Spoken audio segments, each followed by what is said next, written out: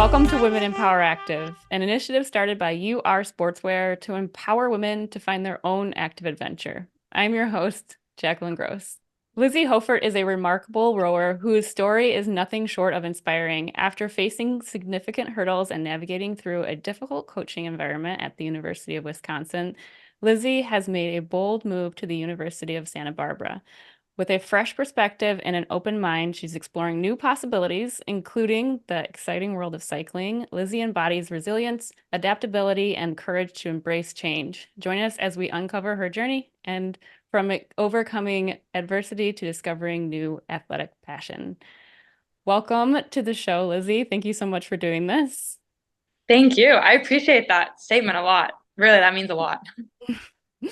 Yeah, no, I was really excited to hear about you and one collegiate athlete to another. It's really cool to see how you began because like I talk to a lot of women and it's like, oh, I started athletics way back and it's like you're kind of like in the start of your journey, athletic journey. Yeah, So, yeah. It's just the um, beginning. yes, exactly. Yeah. So kind of let's start at the very, very beginning. Like, how did you start being active?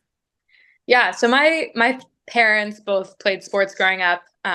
So I've been in organized sports like my entire life. I've done everything that you can think of. I mean, soccer, volleyball, swimming, basketball, baseball, track, all of it. Dancing, ballet, everything at some point, whether it was for like a season or a long time. My parents have been my coaches. I've had a lot of coaches. I started with soccer for like 6 years. That was a big one. And then I transitioned into volleyball in middle school. And then I found rowing going into eighth grade. And I loved it. It was different than anything I've ever done. And I'm coordinated. Usually people send their kids to rowing if they're not coordinated because you don't have to throw a ball. Yeah. But I just loved it. I loved being on the water. It was intense. It was the team environment I loved. Um, it was relaxing. I'd go there 6 days a week, sometimes before school in the morning at 5 a.m. and then sometimes after. And my mom, she was in sports med in school a lot. So she had this ideology, and she still does, that two sports is like a good amount of sports to do at once to not injure yourself. Okay. Um, because you need to be able to move your body in a lot of different ways, right? And if you're just using one set of muscles over and over and over, like you're going to get hurt. So we had this rule in my family, and it might sound crazy, but it makes sense to me Yeah. that it was always two sports at once. And that goes for seasonal sports. But the thing with rowing is it's year round. There's no break. You get a week off for Christmas and that's it. But yeah, it's year round. Um, so about sophomore year, that's when I decided that two sports at a time it was too much because I had been doing 3 years of rowing straight to volleyball practice 3 days a week. And then every other day I had practice. So, um, yeah, I mean, that's when I decided. And it was about the same time where I started to think about college in high school. So it was kind of a decision like going into junior year, like I want to do this in college. I want to keep rowing. It's time to get serious. Not that I wasn't already, but like this is going to be my thing. Um, yeah, and I had the most incredible coach in high school. His name's Nick Haley. Coaches in Portland. He's so inspiring, and um, he's the junior national team coach in the USA for rowing. So, I mean, clearly very successful. And for some reason, he chooses to stay in Portland and run this small club and just Yeah. do amazing things for our community. But I can't blame him. He does a really good job. But everything about him was great. And then being recruited into college, it was kind of it was, it was just expected, Hmm. I think. And I knew that it was going to happen one way or another. So the college process was kind of underwhelming for me. Like I applied to one school. I got in because I knew that I was going to. Hmm. And that's just what happened. It like fell into my lap. I didn't really get to go through the process of like, where do I actually want to go? Yeah. It was just, okay, this school has my sport and it has what I want to study. Hmm. And somebody there wants me on the team. And So you Uh, got recruited for, I did. okay, Yeah. yeah. Yeah. And I met the coach at Wisconsin through just, I happened to be in Chicago visiting family. And in rowing, we have weight classes, kind of. It's like wrestling, but there are only two weight classes. So we have heavyweight and lightweight. And there are 7 schools in the US that have lightweight women's rowing. Mhm. So basically, in my mind, going into it as a shorter, smaller rower, I had 7 options to be like an elite athlete in college. Otherwise, I would be competing in an open weight school against people way bigger than me, and I would be slow. Mhm. So yeah, I saw these 7 options and Wisconsin was one of them. And it, like I said, it fell into my lap. I met the coach. I had a good experience touring the school, got in and I went there.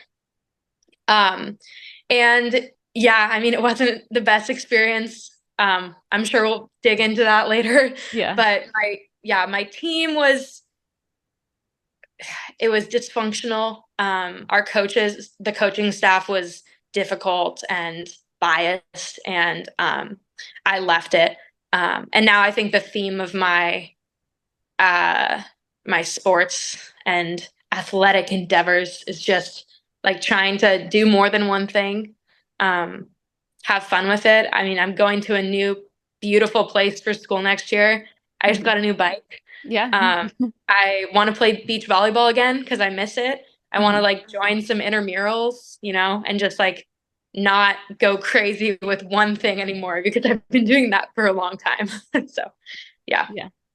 So are you not going to row at Santa Barbara? I'm not. So they have a club team, but I think I'm done paying for sports, first of Yeah. all. But also, I just need to let my body breathe, and rowing is Yeah. pretty intense on all of your body. So, yeah. Yeah. Well, tell me about mountain biking then. Like how does that start out for you and like I started biking a couple summers ago and got into it more last summer because I was trying to train before I went to Wisconsin and I didn't want to sit on a rowing machine all day because that sucks. mhm. Um, so I figured that road cycling would be a fun way to get in some aerobic activity and see some sights. And I have a lot of friends that are big into biking, so it was easy to find like a community there. But gosh, I love it because you can go so far and you can see things, and it's not, I love running, but it's not the same because I Mhm. would go on a run and I see my neighborhood. Yeah. But on a bike, you can go to like, I can go to Washington, I can go across the river and go see another state. It's great. Yeah. So are you mostly road biking then or any mountain biking at all? Mostly road biking. I just got a nice gravel bike, but I put some road tires on it. So yeah, I think that in like the actual, having a nice bike and like all the equipment world, I'm pretty new to all of it. But Mhm. uh, yeah. Yeah, it seems like cycling, there's like a lot to learn Oh about yeah. that. Yeah. Yeah. I I do it for cross training. I don't like if it's my I do enjoy it for the fact that it's very close to running, but Yeah. I am not like sold on just I love running so much. Yeah. But so I know you had said you kind of alluded to this coaching situation. Like, do you think well, I guess I don't really know what happened yet, but I wanted to also talk about like since your parents were your coaches, do you think that like you have a pretty good idea of like how a coach is like supposed to treat athletes and like manage the team, etc. Yeah, I think it's always kind of a controversial thing having your parents be your coach, even Mhm. though it was when I was, in elementary school or I was doing kinder kick soccer. Yeah. Because even if, everybody's like equal on the team and your parents treat everyone the same, there's always that like drive for like, their kids to do the best. And there's a line between coaching and parenting. And when it gets crossed, it's hard for the player and the other teammates and all of that. So I think, I mean, nothing against my parents because, they're great. They own a few programs that they coach kids through. My parents own a volleyball and baseball and basketball gym, so they still are pretty involved in coaching in the community. But yeah, it's hard when you coach your kid, I think. But I think I know from other coaches, especially what good coaching should look like, especially Mhm. my volleyball and rowing coaches over the years who impacted me, I think, just as much as a person, as an athlete. I didn't have parents that coached me at all, but I definitely learned what good coaching was like. And, just from all of my sports growing up. Mm-hmm. Um, a lot of my issues when I was going to school was just that, or going and playing collegiately was just a lot of my own like body dysmorphia. Mm-hmm. Um, but it wasn't really talked about Mm-hmm. as much back then. And so like a lot has changed very fast, which is great, and I'm very excited about it. Unfortunately, where you went to school in like the, Midwest, it doesn't change as quickly. Um, Got that you right, know. for sure. Yeah. So like what specific, if you don't mind talking about it, like what Yeah. specifically happened? And then like I know how did you get yourself like out of that Yeah. situation? So I guess everything kind of started before I was even there. And Hmm. when you talk about like body dysmorphia and things like that in collegiate sports, I mean, we mostly think of women. It's just true. Yeah. Yeah. Um, but in lightweight rowing, I mean, like I said, like wrestling, that's a good way to put it. Yeah. There's a number and you have to hit it before competitions. And Oh. that number for women is 130 pounds. Hmm. So 130 pounds is the weight that you have to weigh in at 3 p.m. the day before a race. And for me in high school, I knew that like that's about where I was.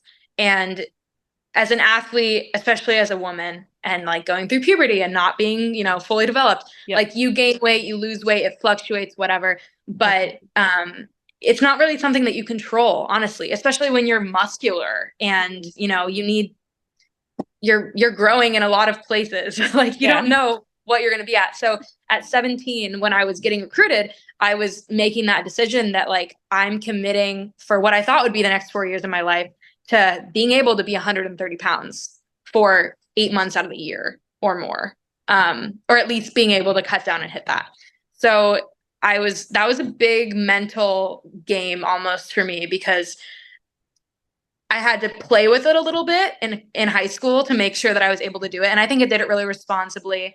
Um, but yeah, so that's kind of when, I don't know, that fear factor kind of sets in that like, you know, I don't want to develop an eating disorder. I don't want to be super conscious of my weight or have to worry about that.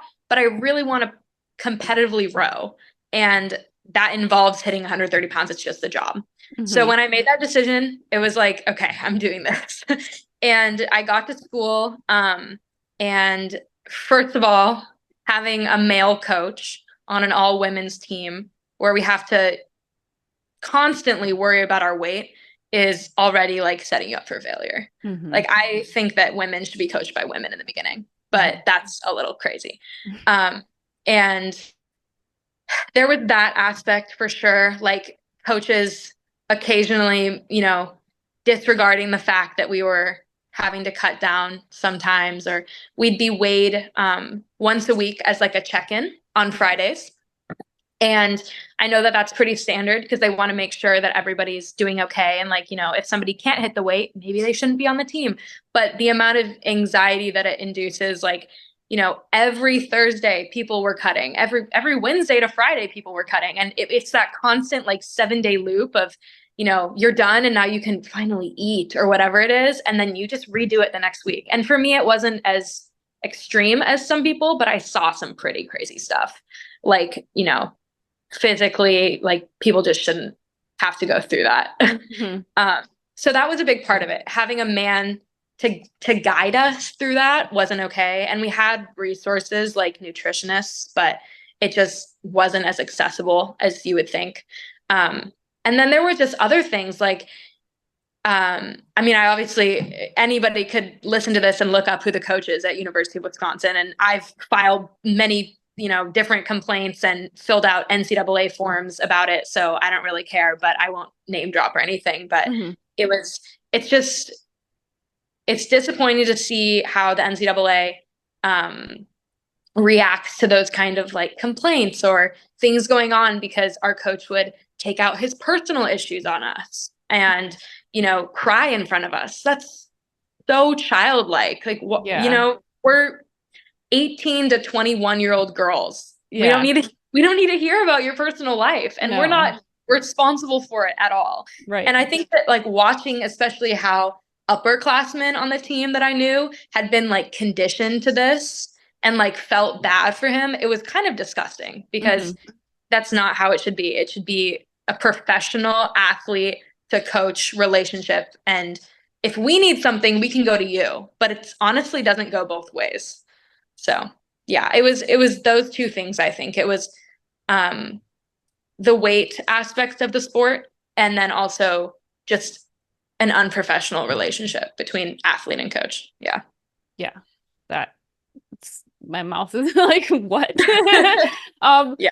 First of all, I definitely could see how that with like the weigh-ins is a recipe for disaster. Like I can't imagine having in the mental state going through that. I already had an eating disorder to go into having to be weighed every week. Yeah. I don't even weigh myself now. But like the other thing is my mom actually, when she was going to college, I don't know a year off the top of my head, but it was a long time ago. She had to do weigh-ins and they had to check her body fat because she was a collegiate swimmer. And so like a similar situation. And it also gave her an eating disorder as well. Yeah. So it's Yeah. like, you know, it's just wild to me that that's still happening. And it's not like, yes, you have nutritionists. It's like they have some resources, but it's not really giving you like the coach control is the leader and they should be doing that in a healthy way and communicating that in a healthy way. Right. But I don't know how you have to be 130 pounds and your scholarship depends on it. Like that situation is just terrible. Like I don't Yeah. know how you'd fix that for the And I sport. was told, absolutely told by like captains and upperclassmen on the team that I looked up to that, they were available if we needed someone to talk to, but also that we should just look at it as like a job. Like the sport is rowing. We live our lives. We're there to be in school as well. But, we have to hit it before a race. It's just part of your job. Like it's just something you have to do to be able to race. And that's definitely how I looked at it. And I had my system down and I knew what I needed to do to be that weight at that time and exactly on it and not too far below. But yeah, a lot of people, I know that it became pretty rough, whether it be like the amount of things they had to do to get there or just how mentally taxing it was. Yeah. When you're a student, you shouldn't be under eating. Like you need to be able to perform in the classroom and you're not going to be able to do that if you're not fueling, especially as an athlete. So, Yeah. yeah.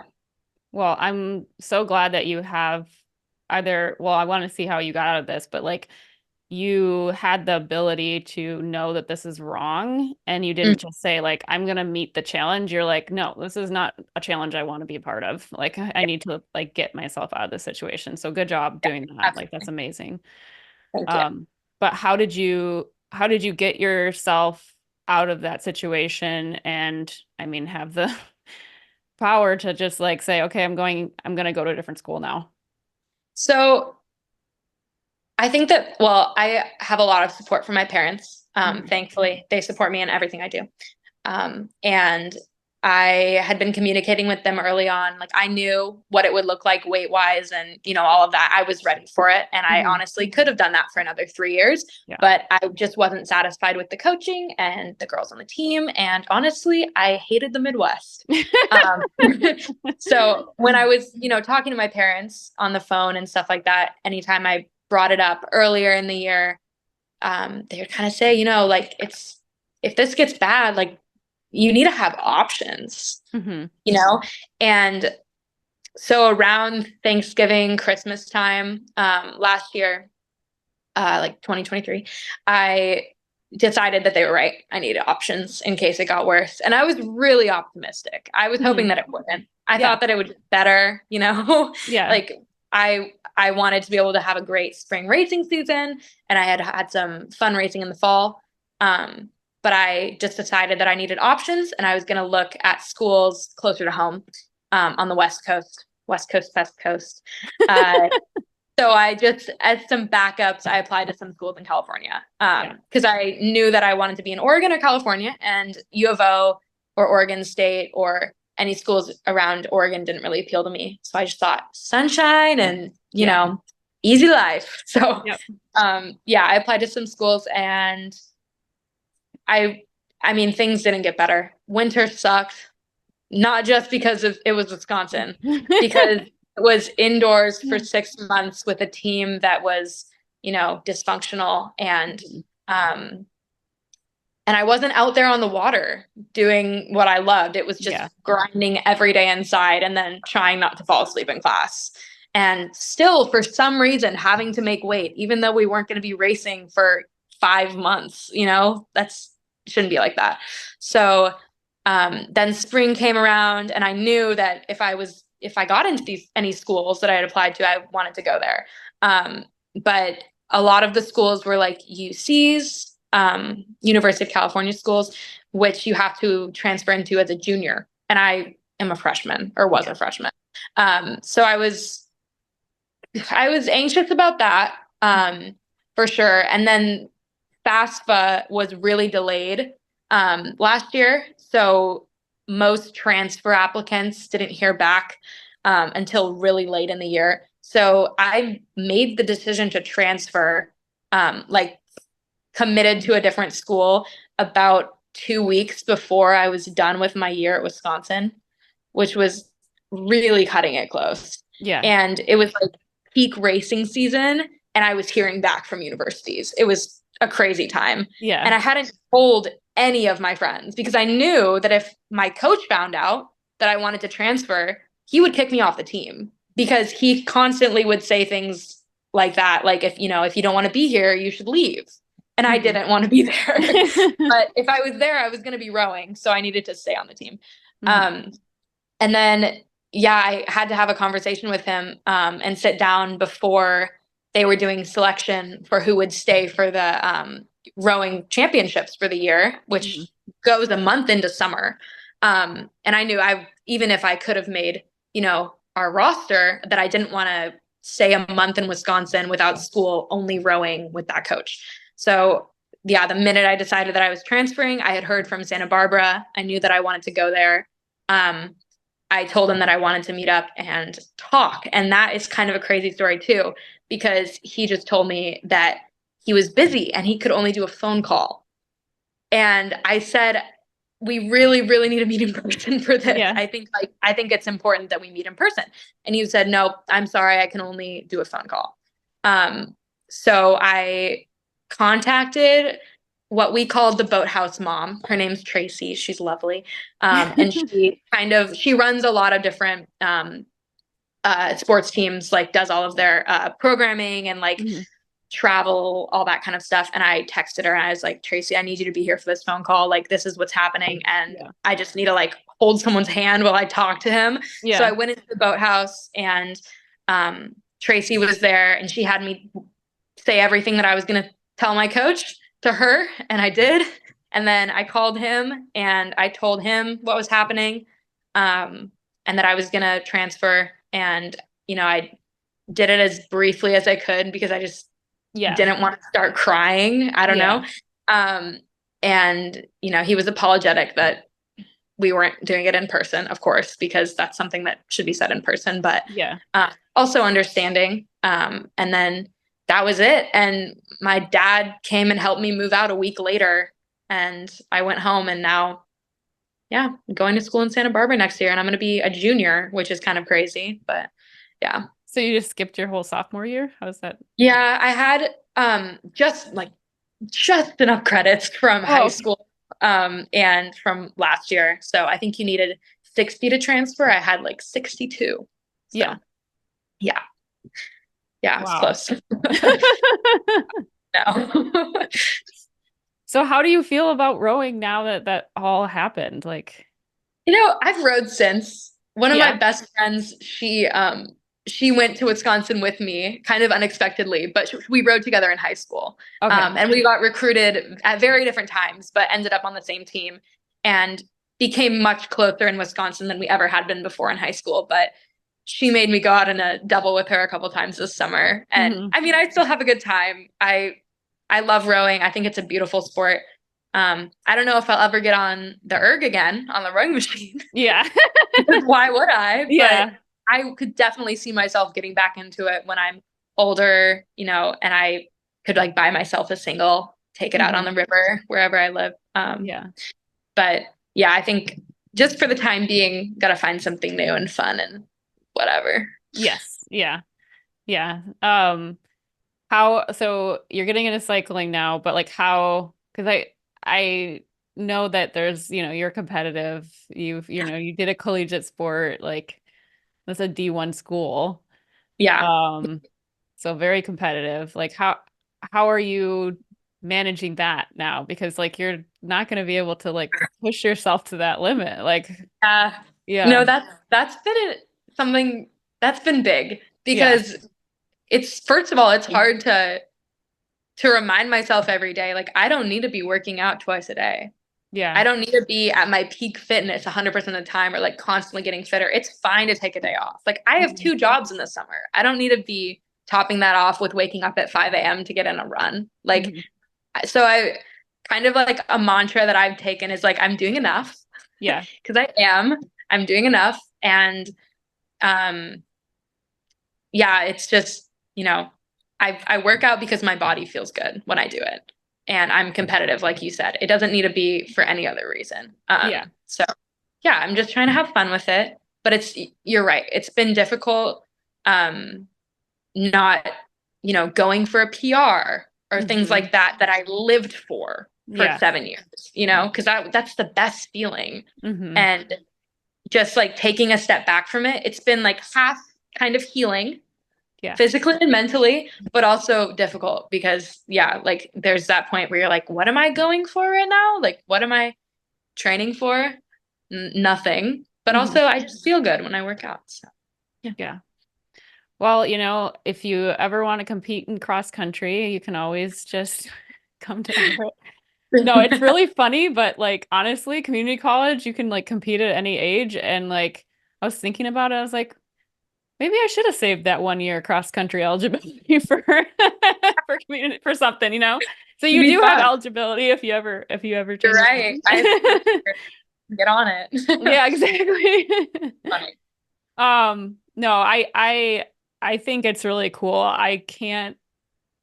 You're just leaps and bounds ahead of like where I was such a people pleasing person. Like it's awesome that you were able to kind of get yourself out of that situation and say like enough's enough. That's incredible. I don't think you're losing out on anything. I think there's a lot of opportunity to like push yourself in other ways. Like there's definitely, the world's your oyster. Like you can do anything you want. So that's very cool. Okay, so getting back into the cycling aspect of things, do you have any goals for that? Um, so we haven't talked about Race Across America at all, Oh, but yes, that was yeah. obviously so cool. And Yes. that's how, right, we've been Yes. connected through Ursula. Yes. But um, that's that was crazy. I learned so much from that. And as much as, I mean, that was inspiring, not that I wasn't already into cycling. Um, but to see like a cycling race, I'm like, oh boy, Yeah. now I want to do that. Yeah.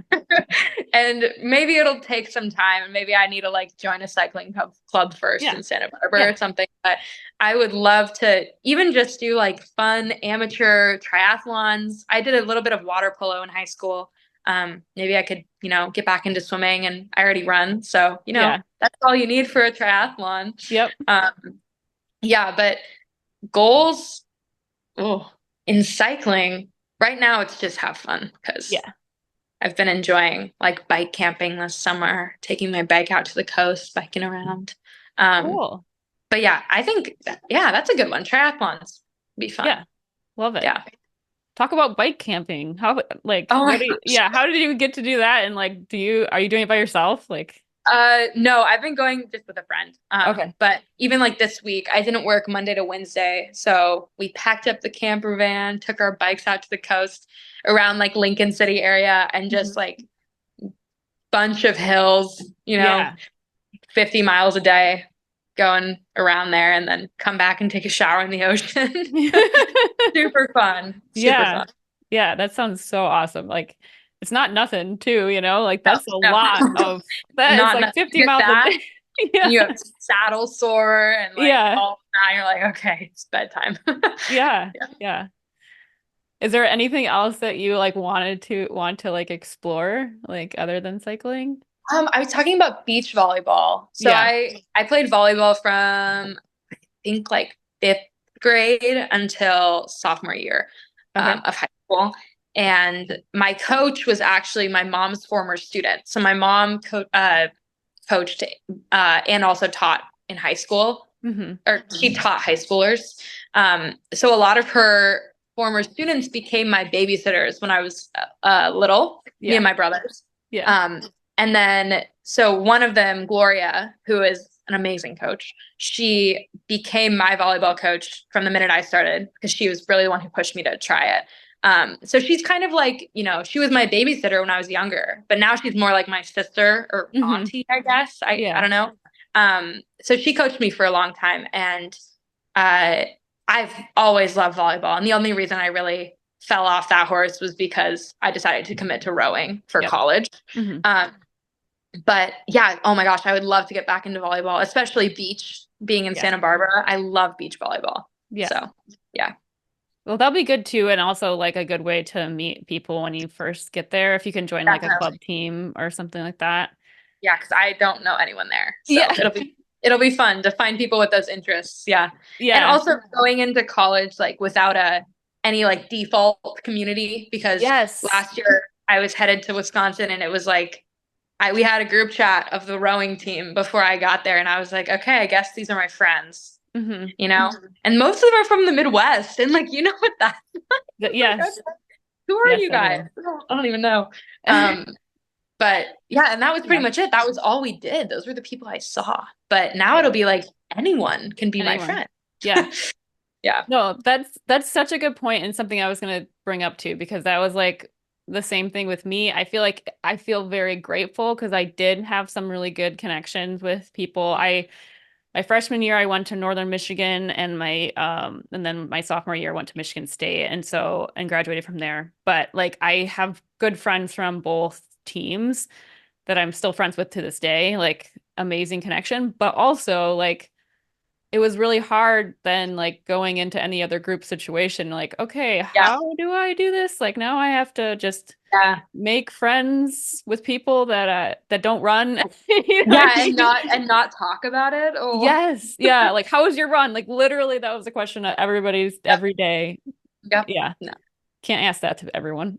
Yeah. Yeah. I mean, looking back, like I honestly wouldn't have it any other way.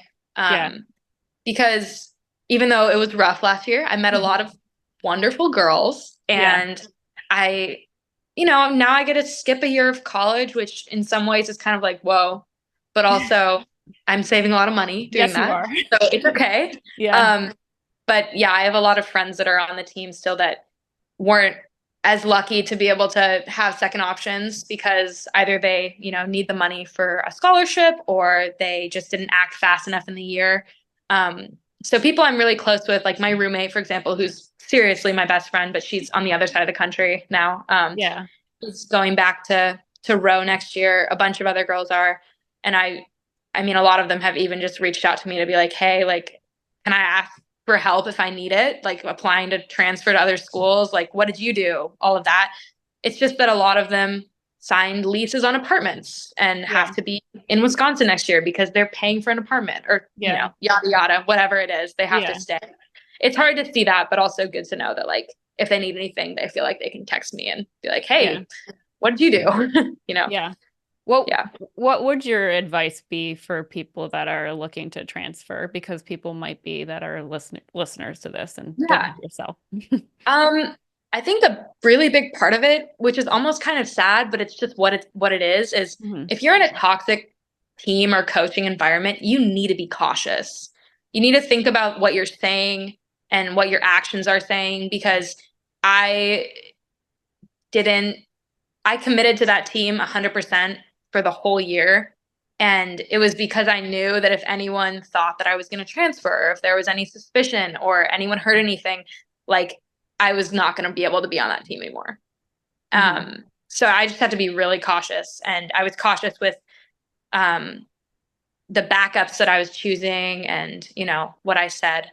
So that's a big part. If you're looking to transfer, just evaluate your situation. Make sure that you're in a safe space when you're talking about your coaches or your teammates, or you're venting to someone, or you're on the phone with your mom. Maybe someone isn't down the hall listening. Like that was a really big part of it, because I just didn't want to be profiled as someone who wasn't committed to the team. Yeah. Yeah. Wow. That's really stressful. I I can't imagine, like, I know I said this already, but that is incredible that you like were able to get yourself out of that situation. A lot of people would not have, it would not have ended like that. It So felt really surreal. Yeah. yeah, yeah, yeah. Um, I yeah, I just wanted to have that out there just in case somebody is like looking to transfer and yeah, they feel like they can't get out of their situation. Like there is other options. You're not trapped. Yeah. And it's already pretty hard to even get, recruited and get to college and have a scholarship, and all of that is comes with its own like pressure as well. Not to lose that money, especially with how expensive Hmm. college is right now. Yeah. Yeah. And getting recruited, it's such a weird thing these days. Like my little brother is going into senior year of high school. And he plays baseball and football. And he wants to do one of those in school. He doesn't Hmm. know what, but he wants to go to the South for school. And I don't know, I've been encouraging him to just walk onto a team. Yeah, Like you don't need to get recruited. Just go right. somewhere and then see what's up. But for him, it's like, it's just like it was with me. You want to do what you love in school. So you want to be on a team automatically and get all the perks and, be D1, whatever. Yep. Um, but yeah, it's just, you don't need to. Yes. You don't need to. You can go and you can do fun stuff at school and be on an intramural team and get all the fun out of that. Yeah. 100%. Like I went through, like I'm glad I had the experience I had at a D1 school, but I also realized that it costs something, it wasn't like um I could have also stayed at Northern Michigan University and, been fine there at a D2 school and not had the same pressures, because I feel like at D1 schools, it's like sport comes first. At like Hmm. D2 schools or community college, it's like school comes first. So it is Yeah. definitely a different experience. Yeah. Um, You're right. It was absolutely sports over school. Yeah. mhm. Yeah, which is very skewed, especially if you're not going to go pro. Like, Mhm. Yeah. And they um, can say like, they can say that it's school over sports, but then you add up all the things that you have to do every day for your sport, and you're mhm. like, okay, 2 2-hour practices, going to like the PT or whatever Yep. because your back hurts, Right. and going to athlete lunch, which is across campus, and it's free, but you have to go across campus to get it. And it's like that's like 6 hours a day of just dedicated to your sport. And then Hmm. there's like maybe the nap that you need to take because you're tired from practice. Yep. And then you have to go to all your classes. It's like that's it. That's all you have. Like you don't Hmm. have any more time. Yep. Yeah. Speaking Yeah. of school, like what are you majoring in? Oh, I'm majoring in journalism. Yeah. Ooh. Yeah. I was attracted to Wisconsin also because of their journalism program. But yeah, I was able to find the same sort of pathway at Santa Barbara, which is exciting. So That's yeah. awesome. Hmm. What are you wanting to do with that degree? I've always wanted to be an editor, but I've found a lot of interest in my anthropology classes. Just love taking them Mhm. last year. Lots of interesting things to learn about people, I guess. So it's kind of daunting now that I only have 2 years of school left. Like, oh my gosh, I need to like, be able to fill all my credits for a certain thing. But Yeah. I'm trying to still get like, as many fun classes that I can and be able to like go a few different ways. That way it's not just writing for the rest of school. Yes, yeah. But it is what I love to do. I love to write. So Yeah. yeah, we'll see. Do you now feel like, I know you said people reach out to you, but do you feel like kind of like an advocate for at this point for like not going into It's kind of weird to like talk about with, yeah. especially with people that I know from home, because anyone who's getting recruited to go D1 at any school is excited and just stoked. Like I was so excited last year. I was going to go and like get to live my athletic dreams and like Hmm. literally get paid to do what I love to do, Yep. which is so fun. And then I came back and it even like during Christmas time and like telling my family and extended family and friends like, it's not what I thought I was going to be. It's almost embarrassing because it's like it felt like I had judged the school wrong, but it's not like that No. really. No. But it's just like, yeah, like it's not what I thought it was going to be. And like these other people, they might love it, but like no, it's not cool. Hmm. So yeah, that was kind of weird. But I think that in terms of like in my friend group that I still have from the school, you could say advocate, but really it's just being a good friend. Like, Yeah. I'll be there if you need me to edit your college essays to transfer. Because You're a that's good what I like friend. to do. So Yeah. yeah. Hey, Yeah. I might reach out to you. No joking. Yeah, so I think it's kind of interesting too. I was actually just reading up on this, but speaking of being a journalist, so the Biden administration just like it just came into effect that Title IX protects Mm. like it protects more like sexual crimes like than it did before, which is great. But there's a lot of stuff that it still is not like protecting, like your situation that happened, like Crazy. would not have fallen under that. And I just feel like there is some things that do need to get added to that, to Title IX, especially like trans rights and things like that as well, because they aren't currently included. That was one thing that was missing from the current law. Yeah, I mean, I don't know how, I kind of want to talk a little bit about that. Just like it's kind of ironic that first of all it happened when we're both talking about this. Yeah. But just like how like did you know about the change? How do you feel about the change? What would you think that could be added that would like help you and as an athlete in that situation? Yeah, I think the only real discussion that we had about it last year at Wisconsin, we had to go to this seminar, Hmm. and they would split up the teams like for classes and then also by gender and then by sport. So all of the freshman rowers were with like all of the freshman female wrestlers and the freshman female swimmers or something like that. Hmm. And we all had to go to this meeting it was literally at like 8 p.m. until 10, which was seriously bedtime. Yeah, Like, that's bedtime because I'm up at 4:30 for yeah, practice. So that yeah, was crazy because they yeah, had us go there before practice. yeah. But we did this whole like Title IX sex talk thing. Hmm. And then that was it. And it was like, okay, you guys know everything. Yeah. We're like, okay, sure. Okay, yeah. Time to go to bed. So that was it. That was the extent of it, other than like the forms they make you fill out that say like, I know my rights. Right. But yeah, I think that when most people think of Title IX for collegiate sports, they think of like having the equal amount of women's teams and men's teams and the Hmm. same amount of athletes, and then also like the whole um, everything having to do with sexual assault.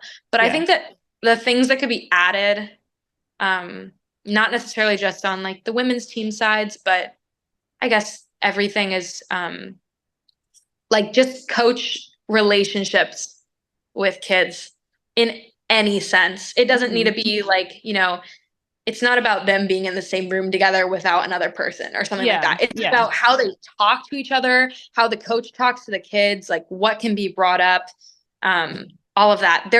I was in so many situations where literally my jaw would be on the floor. And does anyone else see what's happening right now? Like, there's no way Yep. that this is okay. We have other coaches standing here watching this. Like, how is nothing being acted upon? It's insane. Yeah. Like somebody who's also a part of the team that like potentially I mean, I don't want to say like audit, but it'd be nice if there was also like a counselor that was a part of the team that would, be there for the team if they did need to reach out to somebody. Yeah.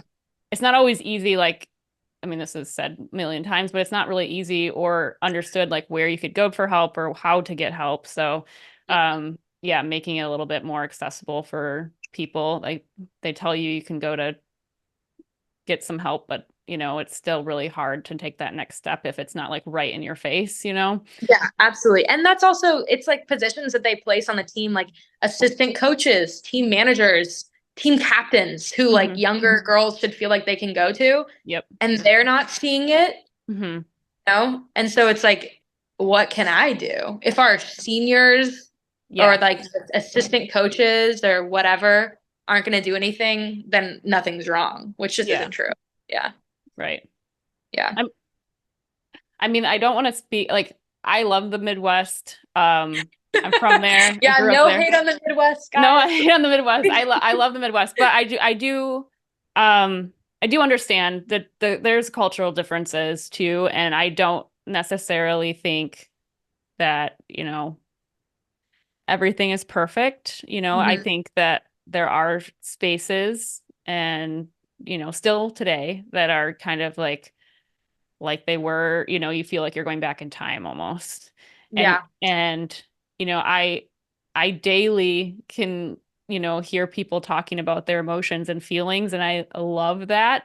It's not something that I grew up with, and it's not something that I'm still amazed by it, and I still like appreciate it when people are like open like that. And I'm like, oh my gosh, just have to be really quiet. I'm just gonna this is normal. I can be crushed. I know. So I just wanted to have said that, like, I do love the Midwest, but there is some things, and this issue isn't just in the Midwest. It definitely a toxic culture can be anywhere in the United States or absolutely. Yeah. It definitely depends on the coaches and how the coaches are behaving. Yeah. And unfortunately for you, there wasn't any other upperclassmen that were saying this is not okay, or that you had a group that you were with. You had to do this entirely by yourself. And that's really hard. So in that case, I would like to actually, we always end our interviews with words of empowerment. So like, what words of empowerment would you give to other women or girls that are potentially gonna get in the same situation you'd had, or maybe they don't and they avoid it altogether? Like, what words of empowerment would you give them? I think so. To summarize, like my college and transferring experience, I would say like words of empowerment there is, if you feel like something is wrong, something is wrong.